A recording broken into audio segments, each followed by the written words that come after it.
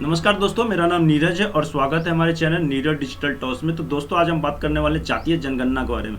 जैसा कि दोस्तों आपको पता है कि जातीय जनगणना की जो प्रक्रिया है वो चालू हो चुकी है। जैसा कि पहला फेज में जो है सो आप लोग का मकान का जो है सो नोट किया गया था और साथ में जो है सो मकान के अंदर में जितने भी सदस्य हैं उनका जो है सो नोट किया गया था पहला फेज में दोस्तों। तो यहाँ पे दोस्तों सभी जाति के लिए जो है सो कोड निर्धारित कर दिया गया है। तो अभी आपकी जाति के लिए कोड निर्धारित कर दिया गया है। अब जाति नहीं, कोड बताएगा कि आप किस जात से हैं और सारे कामों का जो है सो कोड निर्धारित कर दिया गया है। चाहे आप डॉक्टर हैं, चाहे आप स्टूडेंट हैं, चाहे बैंक में काम करते हैं, चाहे रेलवे में काम करते हैं, चाहे आप किसी भी प्रकार का काम करते हैं या किसान हैं, मतलब कोई चीज़ का भी काम करते हैं तो आपके लिए कोड निर्धारित कर दिया गया।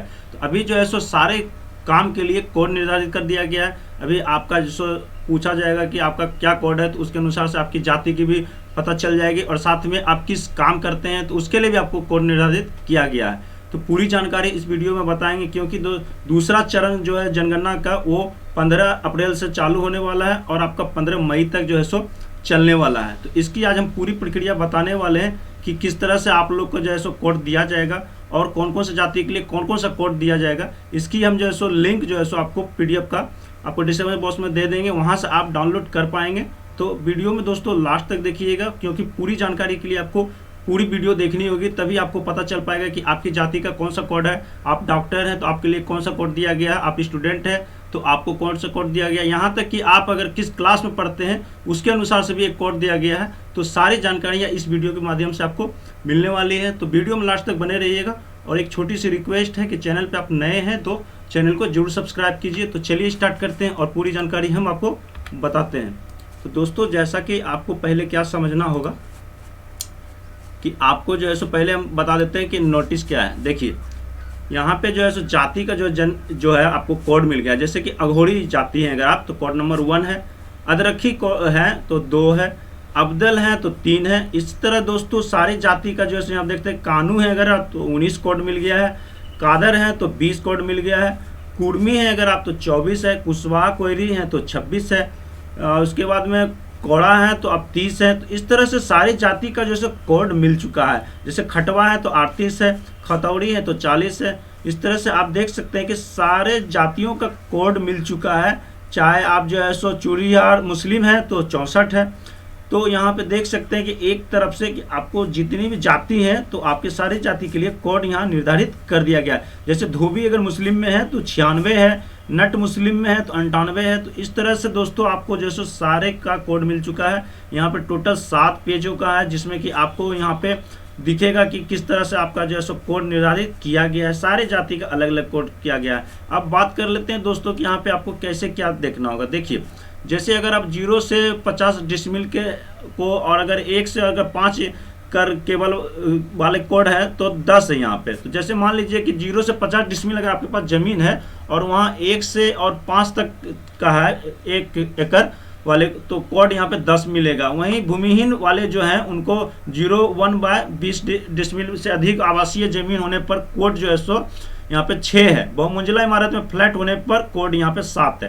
तो इस तरह दोस्तों आपकी मकान की भी संख्या किस तरह से है यहाँ पे कोड दे दिया गया। अगर 1 मंजिला है, 2 मंजिला है, इसके अनुसार से भी दिया गया है। और अगर ज़मीन आपको 0 से 50 डिसमिल है तो उसके लिए अलग है। यहाँ पे 1 से लेकर 5 एकड़ तक का है तो उसका अलग है। उसके बाद में 1 से 20 डिसमिल है तो उसका अलग है। जैसे मान लीजिए कार्यकलाप में पेशा कोड, देखिए सरकारी नौकरी के लिए आपको 1 दिया गया है, संगठित क्षेत्र में प्राइवेट नौकरी करते हैं तो 2 दिया गया है, असंगठित क्षेत्रों के प्राइवेट नौकरी करते हैं तो 3 दिया गया है, स्वरोजगार है तो 4 है, काश्तकार है तो 5 है, खेतियार है तो 6 है, निर्माण मजदूर है तो 7 है। इस तरह से सारी चीज़ों का आपको कोड मिल गया है। तो निर्धारित किया जाएगा कि आपका जो है सो कौन सा काम है तो उसके अनुसार से ये कोड है। जैसे देखिए धर्म का भी कोड तय किया गया। अगर एक ही परिवार में कोई धर्म के लोग हैं तो गणना के दौरान एक ही साथ रहने वाले सभी धर्मों के लोगों को अलग अलग कोड मिलेगा। यहाँ जैसे मान लीजिए हिंदू हैं अगर आप तो 1 कोड मिलेगा, इस्लाम है तो 2 मिलेगा, ईसाई है तो 3 और बुद्ध है तो 4,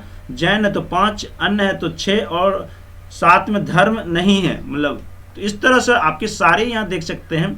जैसे मान लीजिए कि परिवार का जो कोड तय करेगा तो यहाँ पे जैसे मान लीजिए परिवार के मुखिया जो है 1 होगा उनका, जैसे कि परिवार में जो मुखिया होंगे उनका 1 कोड होगा। पति पत्नी अगर हैं तो 2 कोड होगा, पुत्र पुत्री हैं तो 3 कोड होगा, पोती नाती नतनी है तो 4 होगा, माता पिता है तो 5 होगा। इस तरह से सारे चीज़ों का आपको कोड दिया गया। चाहे आप सास ससुर हैं तो 9 कोड दिया गया है। अब बात कर लेते हैं दोस्तों, मासिक आय का भी कोड तय किया गया है। देख सकते हैं कि कमाई जो 0 से लेकर 6,000 तक का है तो आपको 1 कोड दिया गया। अगर 6,000 से 10,000 तक है तो 2 कोड है। अगर 10,000 से 20,000 है तो 3 कोड है।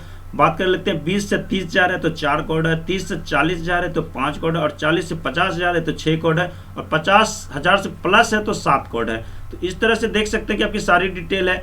अगर गाड़ी है, अगर व्हीकल वगैरह 4 पहिए यूज करते हैं, 2 पहिए, तो सारे चीज़ का देखिए कोड दिया गया है। घर में देखिए वाहन है और कोडिंग होगी तो उसके वाहन की भी जो है सो आपको सारा कुछ का मार्क दिया जाएगा। यहाँ जैसे मान लीजिए वाहन में देख सकते हैं 2 पहिया अगर है आपके पास में तो 1 कोड है। 3 पहिया है तो 2 कोड है। 4 पहिया है तो 3 कोड है। ट्रैक्टर है तो 4 कोड है। 6 पहिया वाला है या उससे प्लस है तो आपको 5 है। और अगर कुछ नहीं है तो 6 है। तो इस तरह से आपकी सारी जानकारियाँ यहाँ पे देख सकते हैं कि आपको दिया गया है। अब बात कर लेते हैं शिक्षा का दोस्तों। शिक्षा में भी कोड दिया गया है। अगर डॉक्टर हैं या वकील हैं तो उसका भी कोड है। जैसे डॉक्टर है तो 25 है और वकील है तो 28 है। जैसे कि देख सकते हैं कि कक्षा 1 के मतलब पास कर गए हैं तो 1 कोड है। 10वीं पास करने पर हैं तो 10 कोड है। इंटर पास होने पे हैं तो 12 कोड है। ITI पास करने पर हैं तो 13 है। डॉक्टर है तो 25 है। इंजीनियर है तो आपको 23 है। PhD अगर है तो 48 है। MBA है तो 27 है। तो दोस्तों इस तरह से आपको सारे चीज़ों का कोड मिल चुका है। तो यहाँ पे जो है सो अब जो है सो आपको जो भी है उसका कोड निर्धारित कर दिया गया है। आप कोड के अनुसार से जाने जाएंगे, क्योंकि दोस्तों यहाँ पे हर एक चीज़ का आपको कोड तैयार कर दिया गया है। और यहाँ पे आप देख सकते हैं कि आपकी जाति का, सारे जाति का कोड तैयार है। यहाँ पे जितने भी जाति हैं उनके लिए जो है सो यहाँ पे जाति के लिए कोड भी निर्धारित कर दिया गया। जैसे आप अगर राजपूत हैं तो 169 दे दिया गया है। राजधोबी हैं तो 168 है। तो इस तरह से सारे चीज़ों का जो है सो दोस्तों आपको कोड निर्धारित कर दिया गया है। तो दोस्तों इसकी जानकारी जो है सो आपको हमारे डिस्क्रिप्शन बॉक्स में मिल जाएगा। इसकी जो हम लिंक है PDF का उसको हम दे देंगे। यहाँ से आप डाउनलोड कर पाएंगे और पूरी जानकारी देख पाएंगे कि आप जिस भी जाति से हैं तो आपका क्या कोड है। और अधिक जानकारी के लिए दोस्तों हमारे चैनल से जुड़े और चैनल को सब्सक्राइब करें। और भी कोई नोटिफिकेशन आता है तो हम पूरी जानकारी देंगे। और दोस्तों आपका जो है सो 15 अप्रैल से जनगणना चालू होने वाला है, तो उसमें आप सारी डिटेल दें, कोई भी गलत डिटेल ना दें, क्योंकि गलत डिटेल देने से आपको ही परेशानी होने वाली है। तो आपके जो 15 अप्रैल से लेकर 15 मई तक जो है सो चलने वाली है जनगणना, जो दूसरी फेज की है। पहली फेज की तो आपने जो है सो घर का और जाके जो सो सदस्य का जनगणना हो चुका, लेकिन दूसरी फेज में आपको जो है सो पूरी डिटेल देनी होगी, जहाँ पे कि आपको सारे चीज़ों का कोड निर्धारित कर दिया गया है। एजुकेशन का हो, डॉक्टर है, इंजीनियर है, जो भी हैं आप उसके अनुसार से जातीय जनगणना के लिए आपको कोड यहाँ निर्धारित कर दिया गया है। तो पूरी जानकारी के लिए दोस्तों चैनल को जरूर सब्सक्राइब करें। धन्यवाद।